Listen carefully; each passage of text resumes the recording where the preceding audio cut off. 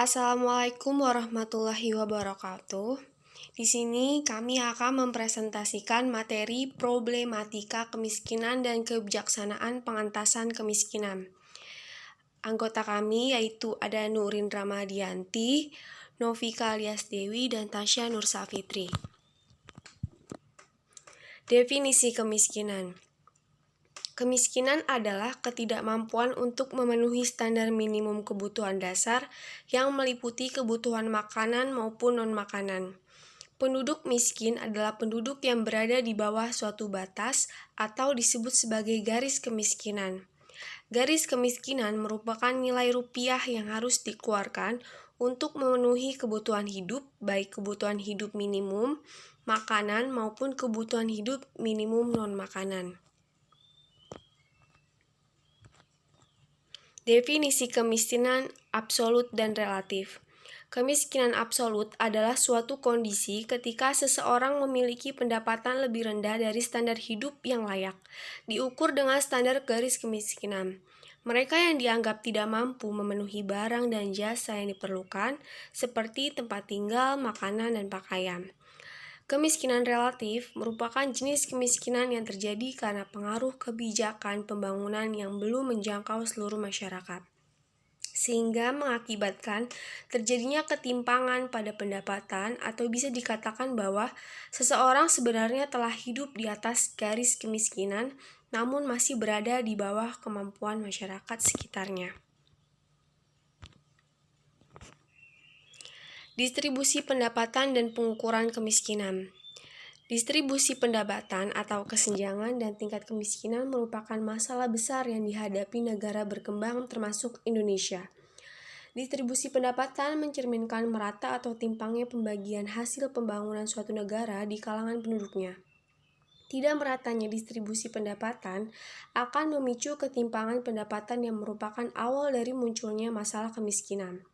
Para ekonom pada umumnya membedakan dua ukuran pokok distribusi pendapatan, yang keduanya digunakan untuk tujuan analisis dan kuantitatif.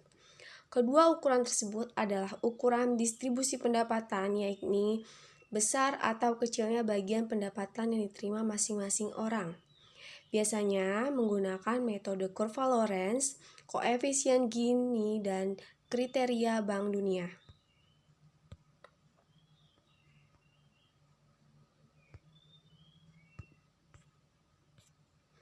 Pengukuran kemiskinan. Pengukuran yang pertama ada pengukuran moneter atau kuantitatif versus non-moneter atau kualitatif.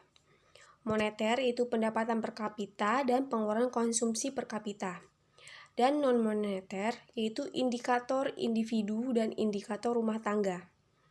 Lalu ada pengukuran makro versus mikro. Makro, Susenas atau modul konsumsi.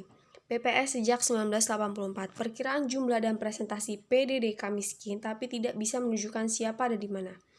Lalu ada mikro, yaitu pendataan lengkap terhadap target sasaran rumah tangga atau keluarga, dapat diketahui siapa dan di mana.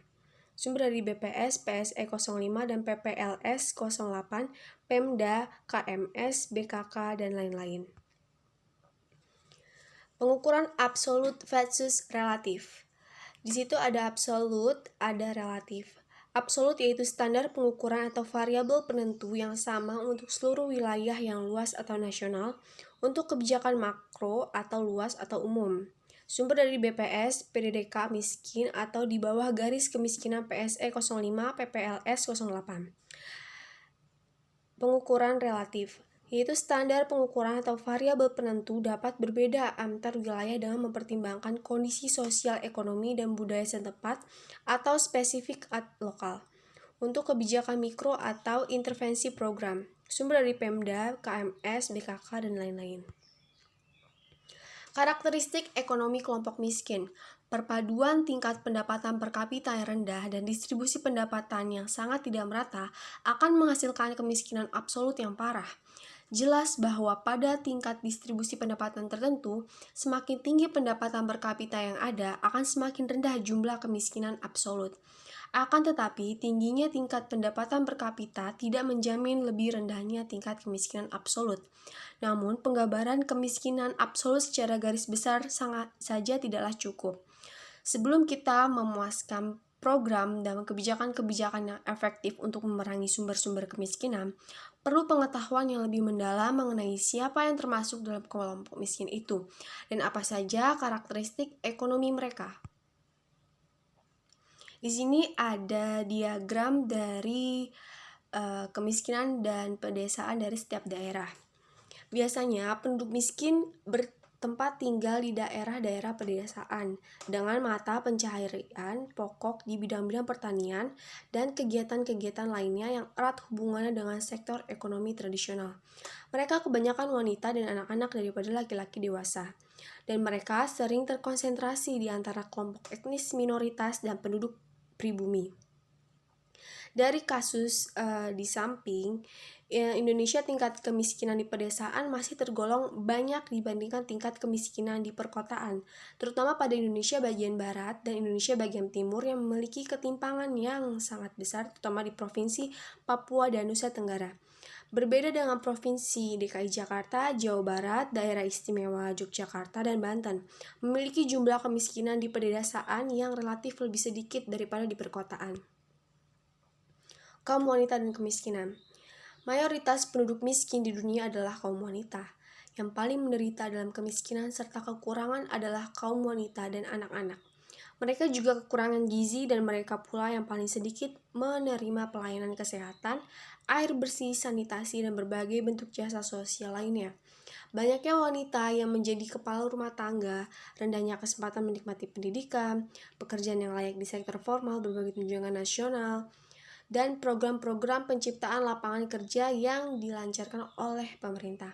Kenyataan ini turut mempersempit sumber-sumber keuangan bagi mereka, sehingga posisi mereka secara finansial kurang stabil apabila dibandingkan dengan pria. Konsep dasar distribusi pendapatan. Konsep distribusi pendapatan nyatanya memiliki beberapa tujuan sebagai berikut. Terdapat 4 konsep, yaitu Pertama, meningkatkan taraf hidup masyarakat menjadi lebih baik, jadi masyarakat bisa membangun kesejahteraan umum. Yang kedua, memberikan hak dan keadilan bagi setiap warga negara. Setiap orang dapat menikmati fasilitas yang sama dan setara. Yang ketiga, menghindarkan dari resiko kriminalitas, khususnya perampokan, penipuan, maupun pencucian uang. Jadi setiap orang mampu memenuhi kebutuhannya sehingga tindak kejahatan bisa dihindari.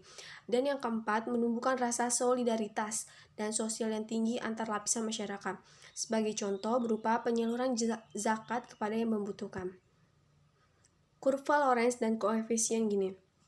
Kurva Lorenz adalah kurva tentang ketidakmerataan pembagian kekayaan atau pendapatan.